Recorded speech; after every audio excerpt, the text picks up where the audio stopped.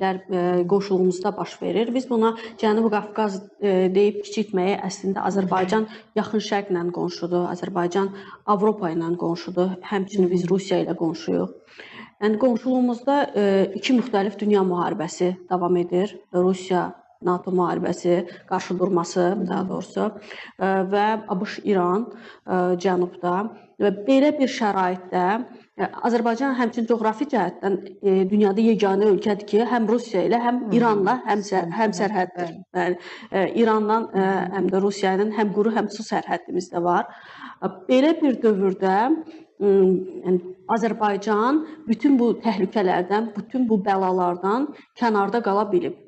Ölkəmizin, cənab prezidentin apardığı mükəmməl xarici siyasətin nəticəsidir ki, o öz xalqını, öz dövlətini bütün bəlalardan, bütün bu ətrafımızda baş verən bu müxtəlif iki dünya müharibəsindən kənarda saxlaya bilib. Budur cənab prezidentin, budur prezident İlham Əliyevin xarici siyasətinin, apardığı siyasətin gücü ki, xalqını sevən lider bu şəkildə heç bir biz tərəf saxlamırıq.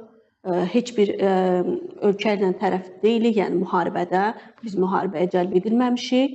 Ərazimiz İrana münasibətdə, İran müharibəsinə münasibətdə heç zaman poliqon olmayıb, yəni hədəflərin tuşlanacağı ərazi olmayıb və heç zaman da olmayacaq.